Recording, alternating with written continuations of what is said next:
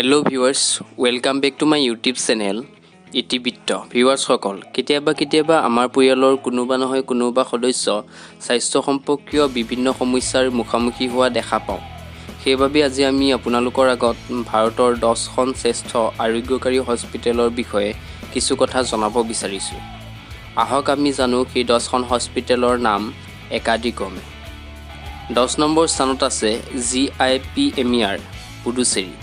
দক্ষিণ ভাৰতৰ পুডুচেৰীত থকা Jawaharlal institute of post graduate medical educational research নামৰ হস্পিটেলখন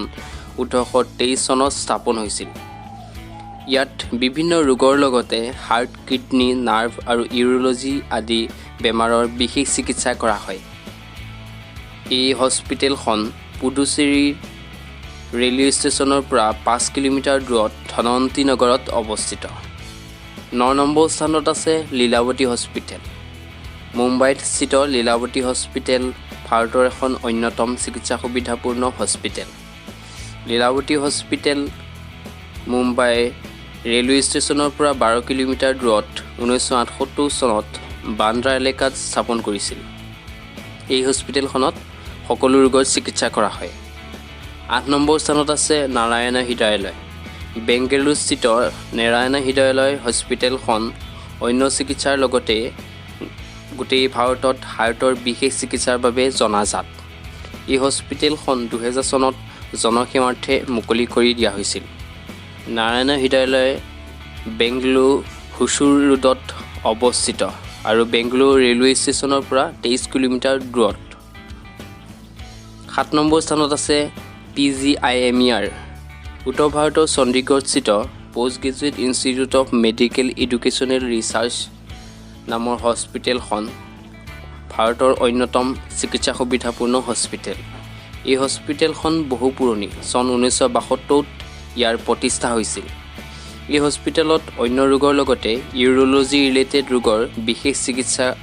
কৰা দেখা যায় আৰু হস্পিটেলখন চণ্ডীগড় ৰেলৱে ষ্টেচনৰ পৰা 10 কিলোমিটাৰ দূৰত অৱস্থিত 6 নম্বৰ স্থানত আছে মেদান্তা হস্পিটেল ইয়াৰ প্ৰতিষ্ঠা দেশৰ জনপ্ৰিয় হাৰ্ট চাৰ্জাৰিয়ান ডক্টৰ নৰেশ ট্ৰেহৰানে কৰিছিল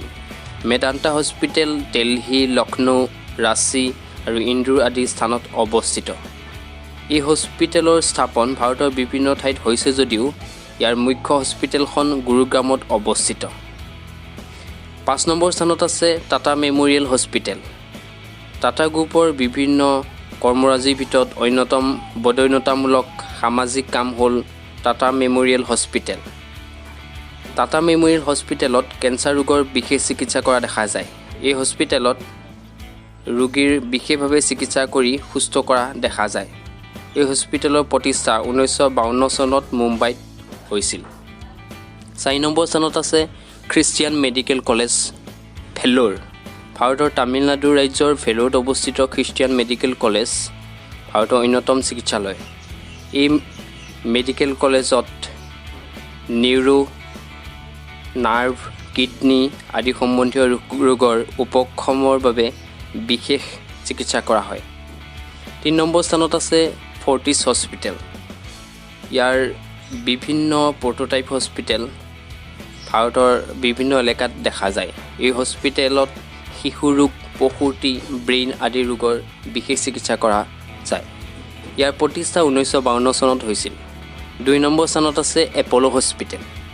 এপ'লো হস্পিটেল বিভিন্ন ঠাইত বৰ্তমান সময়ত উপলব্ধ যদিও চেন্নাইত থকা এপ'লো হস্পিটেলখনেই হ'ল ইয়াৰ মুখ্য হস্পিটেল এই হস্পিটেলত শৰীৰৰ লগত সম্বন্ধীয় বিভিন্ন ৰোগৰ চিকিৎসা কৰা হয় এপ'লো হস্পিটেল চেন্নাই ৰেলৱে ষ্টেচনৰ পৰা 5 কিলোমিটাৰ দূৰত অৱস্থিত 1 নম্বৰ স্থানত আছে AIIMS hospital all India institute of medical science হস্পিটেলত খৰচ কম যদিও চিকিৎসা যথেষ্ট পৰিমাণে ভাল